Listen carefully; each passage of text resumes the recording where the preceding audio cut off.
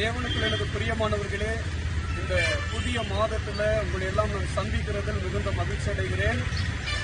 கடந்த 11 மாதம் அளவும் தேவன் நம்மை கண்மணி போல காத்து மிகுந்த ஆசீர்வாதத்தோடு நடத்த இருக்கிறார் என்பதை சொல்லி நான் விசுவாசிக்கிறேன்.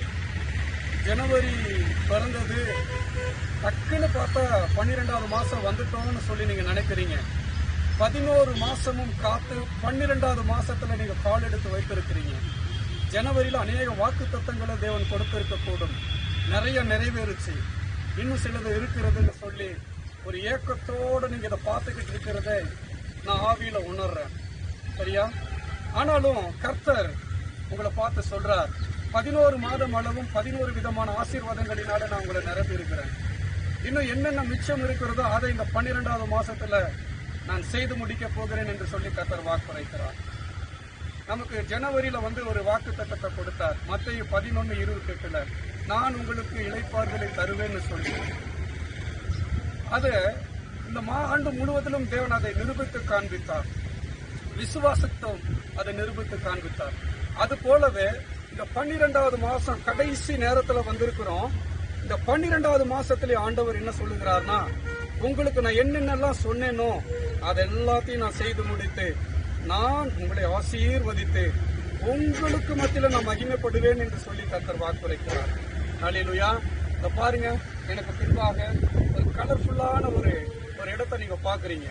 இது ஊட்டியில ஒரு சூப்பரான ஒரு அழகான ஒரு சர்ச் இருக்கிறது.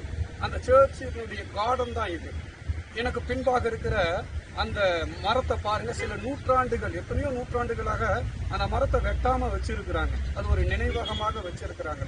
ஏன்னா மிஷனரிஸ் எல்லாம் இந்த இடங்கள்ல ஊழியம் செய்து அவர்களால் நடப்பட்ட ஒரு நல்ல ஒரு மரமாக இது இருக்கிறதா நான் இங்க விசாரிக்கும் பொழுது நான் சொன்னாங்க.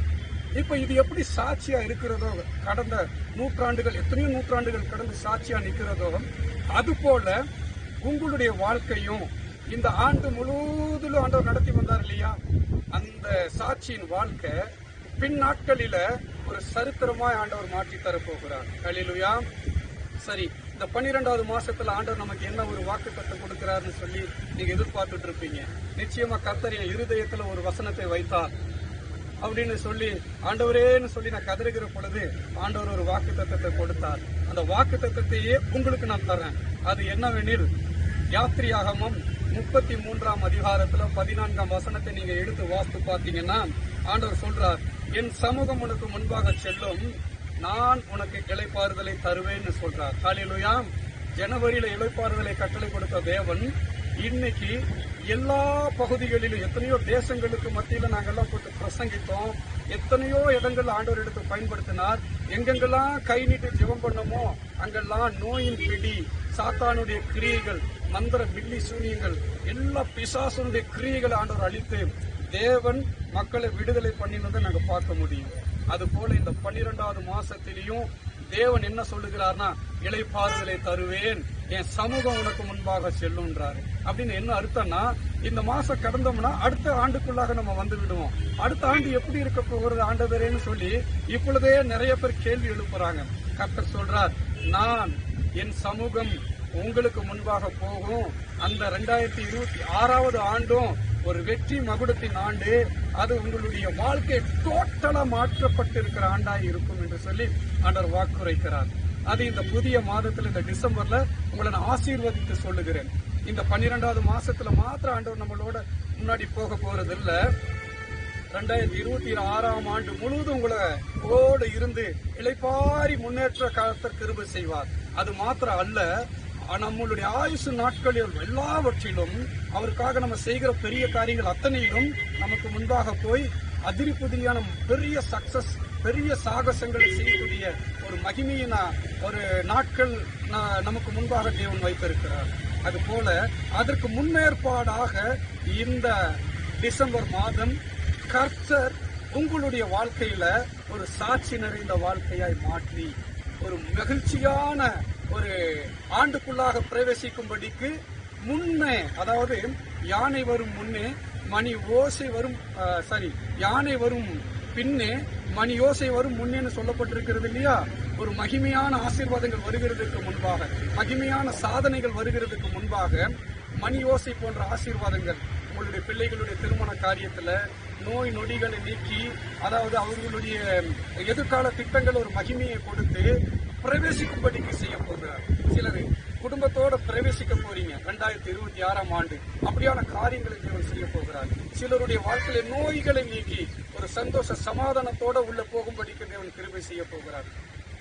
சிலருடைய வாழ்க்கையில பிரிவினைகள், வாக்குவாதங்கள், பிரச்சனைகள் எல்லாம் நீங்கி ஒரு சந்தோஷம் ஒப்புரவாகி ஒரு சமாதானத்தோட உள்ள போகிறத நீங்க காண போறீங்க. அதுதான் இளைப்பாறுதல். உங்களுடைய பிள்ளைகளுடைய வாழ்க்கையினுடைய ஆசீர்வாதங்கள் இது எப்படா முடியும்னு சொல்லி நினைச்சிட்டு இருந்தீங்க. அந்த திருமண காரியத்தை எல்லாத்தையும் நடத்திட்டு காண்பித்து ஒரு மகிமையில உங்களுடைய குடும்பம், உங்களுடைய பிள்ளைகளுடைய குடும்பம் பிரவேசிக்கிறத நீங்க பார்க்க போறீங்க. அதுதான் இளைப்பாறுதல். இந்த 12வது மாசமானது இனி வரப்போகிற மகிமையான ஒரு திட்டங்களுக்குள்ளாக, எழுப்புதலுக்குள்ளாக பயன்படுத்துகிறதற்கு இந்த 12வது மாசத்தை தேவன் உங்களுடைய வாழ்க்கையில ஒரு சாட்சி நிறைந்த வாழ்க்கையாய், ஒரு ஃபுல்ஃபில்மெண்ட்டை கொடுத்து ஆசீர்வதிக்கிற மாதமாய் எடுத்து பயன்படுத்த போகிறார். அதுதான் ஆண்டவர் சொல்லுகிறார், உனக்கு முன்னே நான் போய் கோநிலை சேவையாக்குவேன், நீ பயப்படாதே, நீ திகையாதே, கலங்காதே, நான் கூட இருக்கிறேன், உன்னை ஆசீர்வதிப்பேன். அது புற கண்கள் பார்க்கும், அந்நிய கண்கள் பார்க்கும், உன் சொந்த பந்தங்களுடைய கண்கள் பார்க்கும், ஏன் உன் கண்களே பார்க்கும் பான்னு சொல்லி வாக்குரைக்கிறார். இயேசு கிறிஸ்து வாக்கு கொடுத்தால் நிறைவேற்றுகிற தேவன். இந்த 12வது மாசத்துல ஒரு நிறைவோட நீங்க போக போறீங்க. கர்த்தருடைய ஊழியக்காரனா நின்று நான் உங்களை ஆசீர்வதிக்கிறேன், உங்களை நான் வாழ்த்துறேன். நீங்க நிறைவை காணாமல் இந்த ஆண்டுக்குள்ள அந்த ஆண்டை முடிக்க மாட்டீங்க. நிச்சயமே கர்த்தர் உங்களை ஆசீர்வதிப்பார். ஒரு நிறைவோட நீங்க போக போறீங்க. மகிமையில உங்களை ஆண்டவர் எடுத்து பயன்படுத்த போகிறார். என்னோட சேர்ந்து இந்த ஜெபத்தை ஏறிடுங்க. இந்த மலர்களை போல உங்களுடைய வாழ்க்கை ஒரு கலர்ஃபுல்லானதாக ஆண்டவர் மாற்றி தரப்போகிறார். ஒரு சமாதானத்தோட ஆண்டவர் உங்களை மாற்றி ஆசீர்வதிக்க போகிறார். நிச்சயமா கர்த்தர் இதை செய்வார் என்று சொல்லி விசுவாசிங்க. என் கூட சேர்ந்து ஜெபிங்க. மகா இரக்கமும் மிகுந்த கிருபையும் உள்ள எனது அன்பின் பரலோக தந்தையே, இயேசுவின் நாமத்தினாலே நாங்கள் செபிக்கிறோம் கர்த்தாவே. இந்த ஆண்டு முழுவதிலும் ஆண்டவரே 11 மாதங்கள் நடத்தி இந்த 12வது மாதத்தில் எங்களை கொண்டு வந்து வைத்ததற்காக ஸ்தோத்திரம் கர்த்தாவே. அப்பா, இந்த 12வது மாதம் ஒரு சாட்சியின் மாதமாய், ஒரு மகிமையின் மாதமாய் நீர் எடுத்து பயன்படுத்த போகிறீர். இனி வரப்போகிற மகிமையான ஆண்டவர் அப்பா, அந்த ஆண்டுகள், அந்த நாட்களுக்கு முந்தி ஆண்டவரே, இந்த 12வது மாதத்தில் நீர் செய்ய போகிற மகிமையான ஆசீர்வாதங்களுக்காக ஸ்தோத்திரங்கள். குறைவுகள் எல்லாம் நிறைவாக போகிறதற்காக ஸ்தோத்திரங்கள். ஒரு மகிமையின் எழுப்புதலை வைத்திருக்கிறேன். அதில் எல்லாம் எங்களை எடுத்து பயன்படுத்த போகிறேன். பார்க்கிற ஒவ்வொருவரையும் எடுத்து பயன்படுத்த போகிறேன். அதற்கு முந்தி ஆண்டவரே, இந்த 12வது மாதத்துல என்னென்ன குறைவுகளோடு காணப்படுகிறார்களோ ஆண்டவரே, எங்களுடைய வாழ்க்கையில் அந்த குறைவுகள் எல்லாம் நிறைவாக்கி ஒரு மகிமையோட பிரவேசிக்க கிருபை செய்ய போகிறேன். 2026ஆம் ஆண்டு ஆண்டவரே ஒரு ஆசீர்வதிக்கப்பட்ட ஆண்டாய் நீர் வைத்திருக்கிறதற்காக ஸ்தோத்திரம். அதற்கு முன்னுதாரணமாக இந்த 2020 5வது ஆண்டு டிசம்பர் மாசத்தை ஒரு சாட்சியுள்ள மாசமாய் வைக்க போகிறேன். எல்லா குறைவுகள் அங்கே நீங்கி நிறைவாய் நாங்கள் வாழ்ந்து ஆண்டவர் ஃபுல்ஃபில்மெண்டோட அடுத்த ஆண்டுக்குள்ளாக போகிறதற்காக இந்த மாதத்தை நீர் வைத்திருக்கிறதற்காக ஸ்தோத்திரம். ஆண்டவரே, பார்க்கிற ஒவ்வொருவருடைய வாழ்க்கையில எல்லா குறைவுகள் நீங்கட்டும்பா, எல்லா பிரிவினைகள் நீங்கட்டும்பா, எல்லா கருத்தர போராட்டங்கள் நீங்கட்டும், எல்லா குறைவுகள் எல்லாத்தையும் இயேசு கிறிஸ்துவனுடைய மகிமையில நிறைவாக்கி ஆசீர்வதிங்க, பலப்படுத்துங்க.